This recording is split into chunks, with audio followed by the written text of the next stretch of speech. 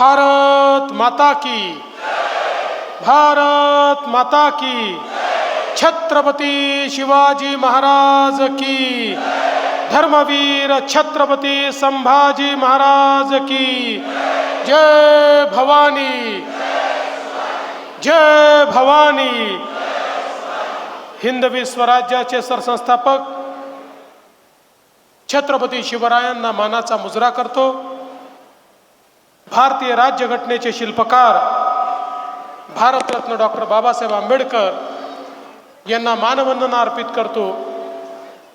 आजच्या या अतिशय विराट सभेमध्ये मंचावर उपस्थित असलेले सन्मान्य लोकप्रिय खासदार संदीपान भुमरेजी, आपले राज्यसभेचे खासदार डॉक्टर भागवत कराडजी, आपल्या क्षेत्राचे अतिशय लोकप्रिय उमेदवार आणि ज्यांना चिरतरुण राहण्याचा आशीर्वाद या ठिकाणी मिळालेला आहे, असे कार्यसम्राट आमदार प्रशांत बंबजी, कैलाश पाटीलजी, संजय खंबायतेजी, दिलीप निरफळेजी, जयमालाताई वाघ, त्याचप्रमाणे या ठिकाणी उपस्थित शेषराव जाधव, भाऊसाहेब दार, LJ गायकवाड, रवींद्र चव्हाण, किशोर धनायत, दत्तू हिवाळे, दीपक बढे, योगिता महालकर, फकीरराव भालेराव, डॉक्टर बन्सीलालजी बंब, दिलीपजी राजपूत, समीर राजूरकर, श्री भरपुरे, ज्योतिताई गायकवाड, ज्ञानेश्वर नलावडे, शारंगधर जाधव, सुरेश बोकण, नंदकुमार गांधीले, मोहनीताई बढे, मंचावरील सर्व मान्यवर, कोणाचं नाव सुटलं असेल तर लिहून देणाऱ्याची चूक आहे, माझी चूक नाही आहे, तथापि मी क्षमा मागतो। आणि या ठिकाणी मोठ्या संख्येनं उपस्थित असलेल्या माझ्या लाडक्या बहिणींनो आणि तितक्याच लाडक्या भावांनो, आज पुन्हा एकदा प्रशांत बंब यांच्याकरता आशीर्वाद मागायला मी आपल्यामध्ये आलो आहे। खरं म्हणजे मनापासून सांगतो, मला जर कोणी विचारलं की आदर्श लोकप्रतिनिधी कसा असला पाहिजे, एक उत्तम आमदार कसा असला पाहिजे, तर मी पटकन म्हणेन प्रशांत बंब सारखा असला पाहिजे।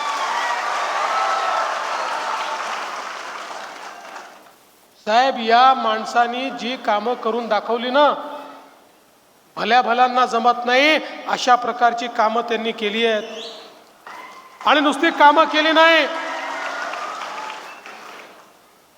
तर या ठिकाणी प्रत्येक गावात झालेल्या कामाचा लेखाजोखा छापून त्यांनी तो प्रसिद्ध केलाय।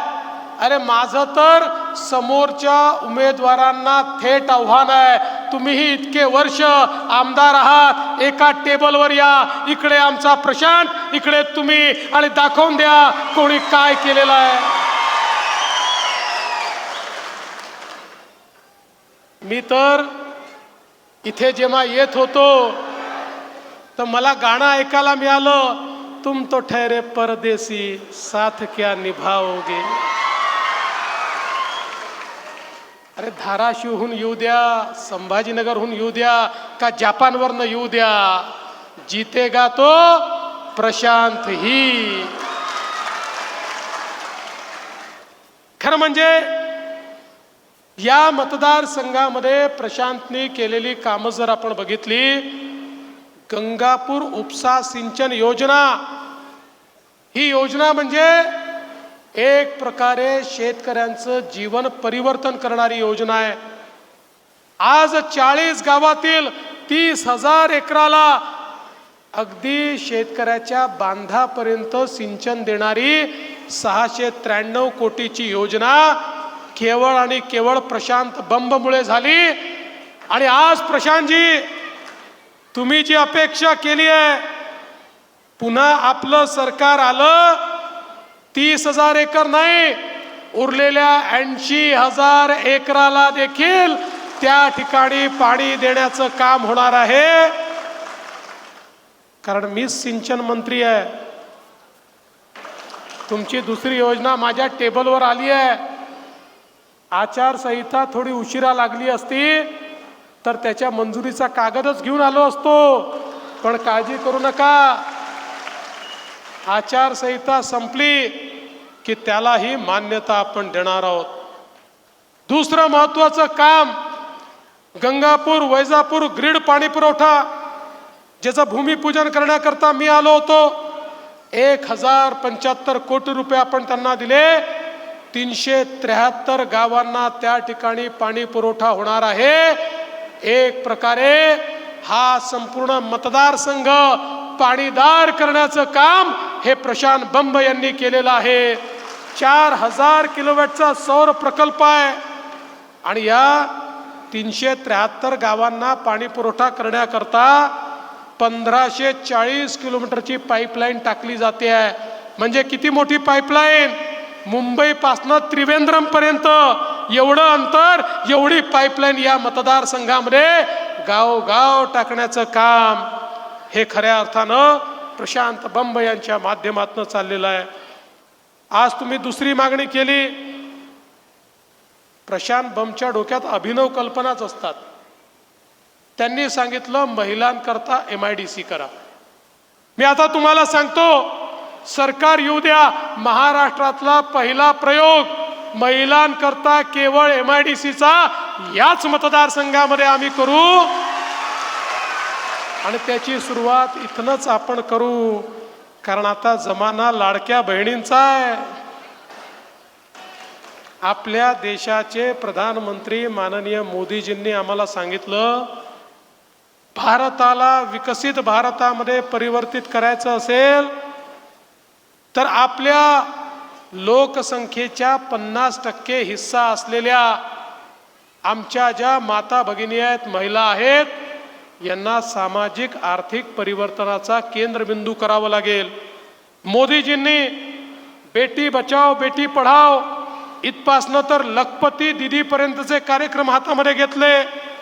या महाराष्ट्रामध्ये 11 लाख आमच्या भगिनींना आम्ही लखपती दीदी केलं. लखपती दीदी म्हणजे ज्यांचं वार्षिक उत्पन्न 1 लाखापेक्षा जास्त आहे. आता पुढचा टप्पा 25 लाखाचा आहे आणि मग 1 कोटी महिलांना लखपती दीदी आम्हाला करायचं आहे. त्यांच्या जीवनात परिवर्तन आम्हाला घडवायचं आहे. आपण देखील महाराष्ट्रामध्ये आपल्या युती सरकारच्या माध्यमातून महिला केंद्रित अर्थनीती सुरू केली आणि आपण लेक लाडकी सारखी योजना आणली.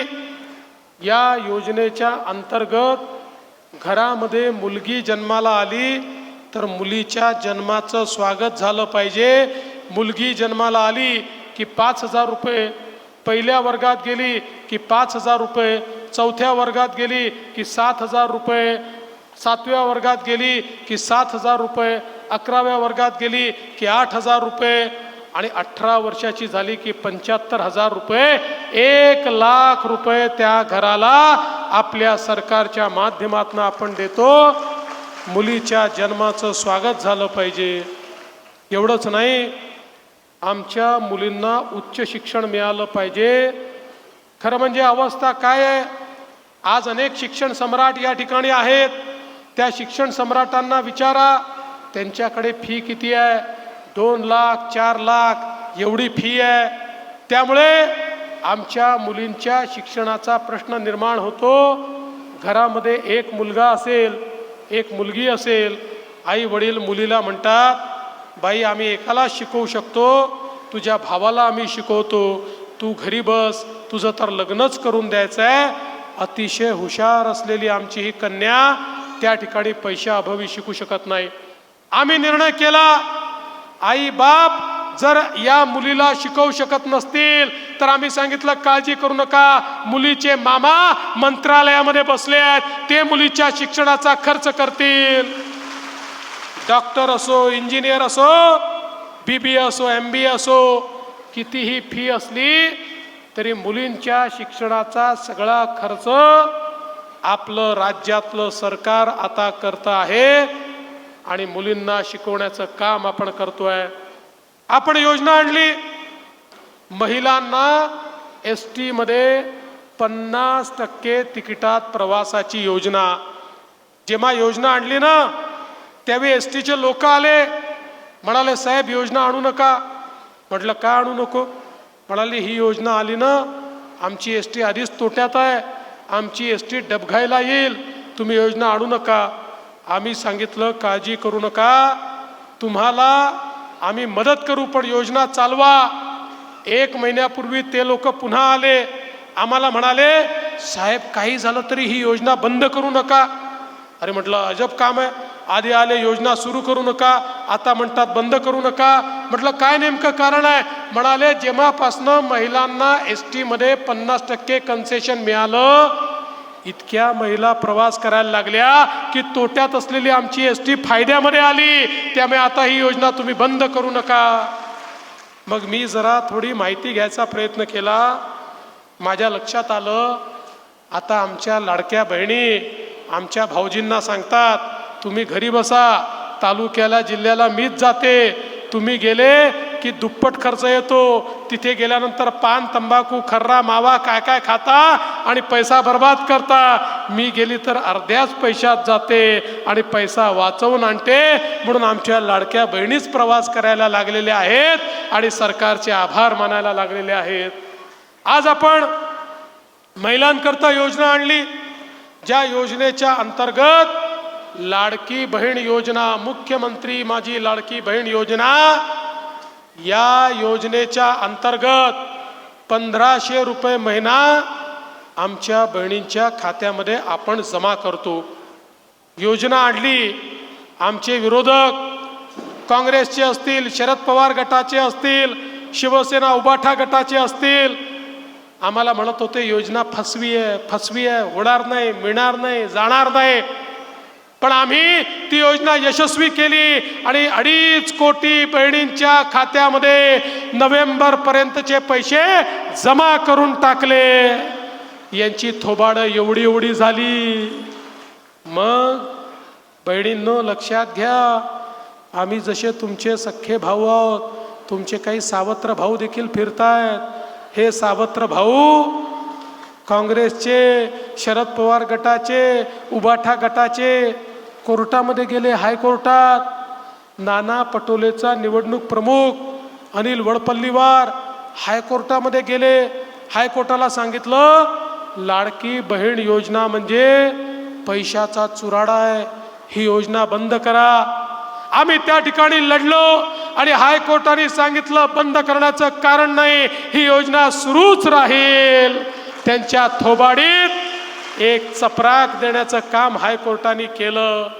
पण बहिणींनो आता आम्ही ठरवलंय, पुन्हा एकदा प्रशांत बंब निवडून आले आणि आपलं सरकार आलं की 1500 रुपये नाही 2100 रुपये तुमच्या खात्यामध्ये दर महिन्याला आम्ही टाकणार आहोत। आज बहिणींच्या पाठीशी आम्ही उभा आहोत। दुसरीकडे आपल्याला माहिती आहे शेतकऱ्यांच्या पाठीशी आपलं सरकार सातत्याने उभं राहिलं। आज आपल्या सरकारने मोदीजींची शेतकरी सन्मान योजना ते 6000 रुपये द्यायचे, आपण नमो शेतकरी सन्मान योजना आणली, त्यात 6000 रुपयाची भर टाकली, आपल्या शेतकऱ्यांना आपण 12000 रुपये देतो। पण निवडणुकीनंतर आपलं सरकार आलं, 12000 नाही 15000 रुपये शेतकऱ्यांना देण्याचा निर्णय आपण घेतलाय। 1 रुपयामध्ये पीक विमा आपण दिला। 1 रुपयाच्या पीक विम्यामुळे 1 रुपया शेतकऱ्यांनी भरला, 8000 कोटी रुपये पीक विम्यापोटी शेतकऱ्यांच्या खात्यामध्ये आपण त्या ठिकाणी दिले। एवढंच नाही, मागच्या लोकसभेपूर्वी आम्ही घोषणा केली होती सोयाबीन आणि कापसाचे भाव हे मार्केटमध्ये पडले, MSP पेक्षा हमी भावापेक्षा खाली गेले। आम्ही सांगितलं आम्ही भावांतर योजनेच्या अंतर्गत शेतकऱ्यांना पैसे देऊ, सांगितल्याप्रमाणे 5000 रुपये हेक्टरी शेतकऱ्यांच्या खात्यामध्ये आम्ही जमा केले आणि आता तर योजनाच आणली आहे। आता पुढचे 5 वर्ष जेव्हा जेव्हा सोयाबीन आणि कापसाचे भाव हमी भावापेक्षा कमी जातील त्यावेळी जेवढं त्यातलं अंतर असेल ते पैसे थेट आम्ही शेतकऱ्यांच्या खात्यामध्ये जमा करू. कुठल्याही शेतकऱ्याला हमी भावापेक्षा कमी भाव मिळणार नाही. हा निर्णय आपल्या सरकारने या ठिकाणी घेतलाय. यासोबत आपल्याला कल्पना आहे, आपण शेतकऱ्यांना वीज बिल माफी दिली. शेतकऱ्यांना विजेचं बिल तर आता येतं, पण त्या बिलामध्ये 000 लिहून येतं, कारण तुमचे पैसे राज्य सरकार भरताय. पुढचे 5 वर्ष शेतकऱ्यांना वीज बिल माफ आपण केलेलं आहे. कोणालाही वीज बिल भरायची आवश्यकता पडणार नाही. सोबतच एक योजना अजून आणलेली आहे, मागेल त्याला सौर कृषी पंप. ज्या योजनेच्या अंतर्गत तुम्ही 10% पैसे भरायचे, 90% पैसे आम्ही भरू, तुम्हाला सौर कृषी पंप देऊ. पुढचे 25 वर्ष तुम्हाला विजेचं बिल भरावं लागणार नाही. अशा प्रकारची योजना आपण आणली आहे. आणि यासोबत एक महत्त्वाची योजना आपण आता सुरू केली. महाराष्ट्रामध्ये शेतकरी आम्हाला म्हणायचे, साहेब आम्हाला दिवसा 12 तास वीज द्या. रात्रीच्या विजेमुळे शेतामध्ये साप विंचूचा सामना करावा लागतो. आम्हाला दिवसा 12 तास वीज मिळाली पाहिजे. आपण महाराष्ट्रात पहिल्यांदा शेतकरी वीज पुरवठ्याची एक स्वतंत्र कंपनी तयार केली. 16,000 मेगावॅटचं सौर ऊर्जाचे प्रकल्प सुरू केले. 18 महिन्यामध्ये हे प्रकल्प पूर्ण होतील आणि त्यानंतर महाराष्ट्रातल्या प्रत्येक शेतकऱ्याला 365 दिवस दिवसा 12 तासाची वीज आणि मोफत वीज आपल्या सरकारच्या माध्यमातून या ठिकाणी मिळणार आहे. आणि एवढंच नाही, आपलं सरकार पुन्हा निवडून आलं की त्यानंतर आम्ही ठरवलंय आमच्या शेतकऱ्यांना संपूर्ण कर्जमाफी आपलं सरकार या ठिकाणी करणार आहे. शेतकऱ्याच्या पाठीशी उभं राहणारं आपलं सरकार आहे. सामान्य माणसाला या ठिकाणी दिलासा देण्याचं काम आपल्या सरकारच्या वतीनं होत आहे. 18 पगड जातीच्या लोकांना वेगवेगळ्या योजनांच्या माध्यमातून या ठिकाणी पुढे नेण्याचं काम आपल्या सरकारच्या माध्यमातून होत आहे. आणि म्हणून बंधू भगिनींनो, तुम्ही विचार करा, 2.5 वर्षामध्ये जर आम्ही एवढं काम केलं, 5 वर्षामध्ये आम्ही काय करू. मी मागच्या काळात गंगापूरला आलो होतो. त्यावेळी भाषणामध्ये प्रशांतजी सांगितलं होतं, या मराठवाड्याचा दुष्काळ मला दूर करायचा आहे. मराठवाड्याने गेल्या पिढीने आमच्या पिढीने दुष्काळ पाहिला, पुढच्या पिढीला दुष्काळ पाहू द्यायचा नाही. आणि म्हणून त्या ठिकाणी वाहून जाणारं, समुद्रात वाहून जाणारं पश्चिमी वाहिन्यांचं 54 TMC पाणी गोदावरीच्या खोऱ्यामध्ये आणायचा निर्णय आम्ही केला. मला सांगताना आनंद वाटतो, त्याचं टेंडर देखील आम्ही काढलं आणि पुढच्या काळामध्ये हे 54 TMC पाणी गोदावरीच्या खोऱ्यामध्ये आल्यानंतर आमचा मराठवाड्याचा दुष्काळ हा इतिहास असेल, तो भूतकाळ असेल. आणि पाणीदार मराठवाडा आम्ही तयार करून दाखवू, दुष्काळ मुक्त मराठवाडा आम्ही तयार करून दाखवू. आणि म्हणून तुम्हाला एवढीच विनंती करण्याकरता आलो आहे. आमचा प्रशांत बंब हा आमच्या विधानसभेतला अमिताभ बच्चन आहे. हा ज्या प्रकारे संघर्ष करतो, अँग्री यंग मॅन आहे, याच्या पाठीशी उभे राहा. हाच भलं करू शकतो.